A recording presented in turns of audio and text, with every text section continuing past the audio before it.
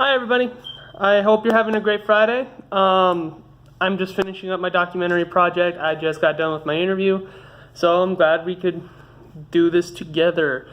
The process I'm going to be going over today is called open cut mining. Open cut mining is where they don't go underground. They just dig a hole where they believe the coal to be, and they mine it out, and then they fill it all back in and try to get it back to normal before they blew a hole in it. So I'm going to be going over the process like that. I'm going to go from where they started to what happens to the coal at the very end when it gets to the plant. And then from there, I have an interview you guys can watch, and I have a paper for you guys to review.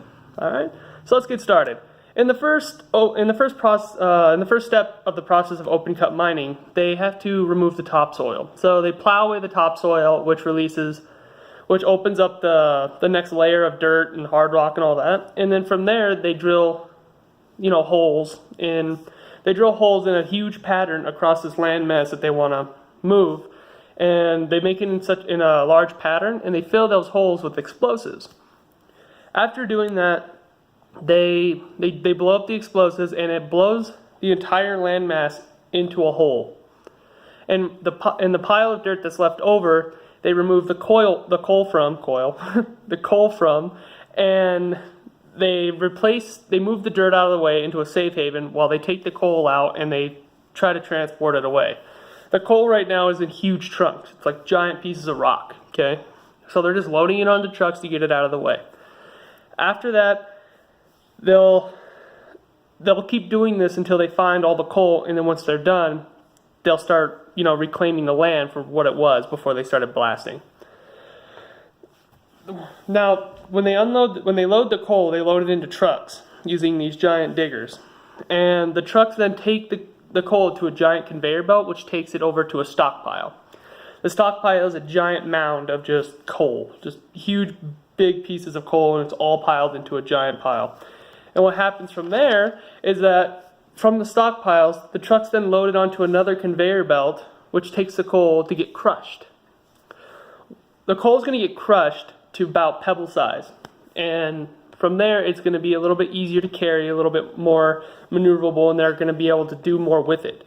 So from there, they'll take the crushed coal and they'll put it on another conveyor belt, which takes it either to a truck or a barge, depending on where you are. Because if it's on like a beach or something, they'll put it on a barge. The barge will then take it out to a cargo ship, and the cargo ship will then take it to another nation or wherever they need to go. Now, if it's here in town, it's a little different. They put it on a truck, stockpile it, and then they put the stockpile into giant semis, and the semis then take it elsewhere, where they can take it anywhere they want. They can take it to Utah, Colorado, Idaho, Montana, wherever they need to take the coal, whoever bought it, And once they ship it out, they're shipping it to plants, like these giant power plants. And once they arrive at the power plants, they do the exact same thing again. They drop it into a stockpile and they head back for the rest. Now, from the stockpile, the power plant kind of has access to this entire mound of just coal. And the power plant runs on the coal as it produces energy using the coal for other people. And how does it generate electricity, you ask? Well, it's actually kind of a really cool and intuitive process. I didn't know a lot about it until, I started getting more in depth about it. And now that I see what goes into it, I'm more appreciative of what we have, like my phone that I'm recording, to charge it, the TV, the lights. Like everything that we have really runs off this process. So it's very cool, and it's very nice to know that we have people that do this process almost every day, 24 hours a day, 7 days a week, to make sure that we have the demand in electricity that we need. Now, when the coal arrives at the coal plants, it is unloaded into a stockpile, like I said. And from there, it is taken by a reclaimer. A reclaimer is like a giant crane, okay? And at the end, there's a wheel. And on the wheel, there's little buckets. And it's spinning, picking up the coal. Well, in the middle of this crane, there's a conveyor belt. And it's picking up the coal, bringing it around, dropping it on the conveyor belt, riding down the conveyor belt. Then from here, it drops it onto another conveyor belt, which then it transports into the plant. Now, when it goes into the plant, it'll go into these giant storage containers, okay? And what it'll do there is that it'll go into these giant containers that have like a filter at the bottom, So if you ever seen an hourglass, it's kind of like that, just half an hourglass.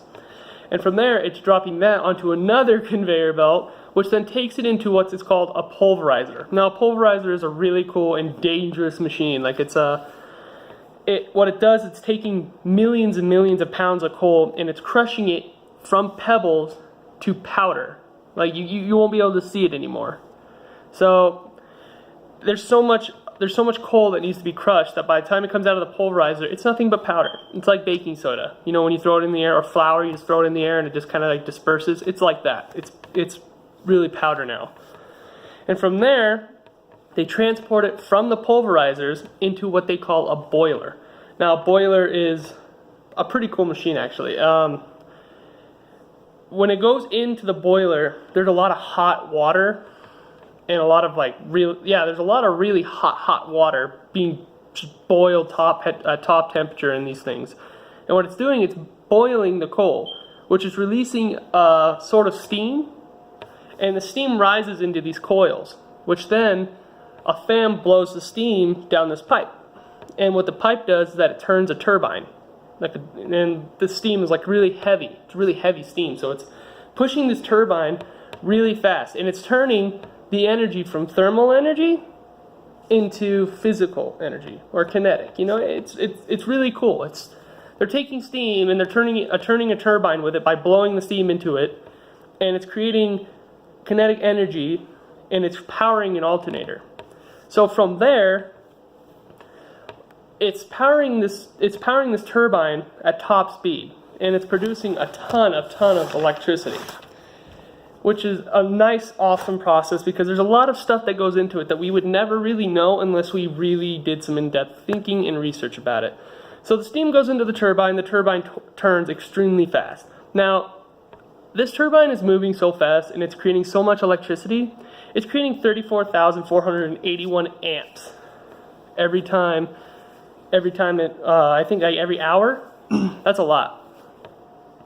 So after the steam turns the turbine, the power that it generates from that turbine spinning is then stored and then sent off to the consumer, us. So when you turn on your TV, it most likely came from a power plant that went through this process using the coal. And the process of the coal it's insanely big, and it's very like creative. Like I never knew that. I thought you just burn coal in a furnace, you know, and the furnace did something, but no, it's a really cool process where they turn it from coal into steam that turns a turbine that creates physical energy that they send off to us. So that's a really cool process, right? And I have an interview in here who talks more in depth. He worked with this kind of stuff, and he did a lot of what they call the blasting. And he said that it was a really cool experience and that he was happy to help. But this has been my documentary on open pit mining, and I hope you guys enjoy it, and I hope you guys understand a little bit more about the mining process and how it works. And if you have any questions, I'd really be delighted if you hit me up, and I'll be able to answer any questions that you have. All right, thank you.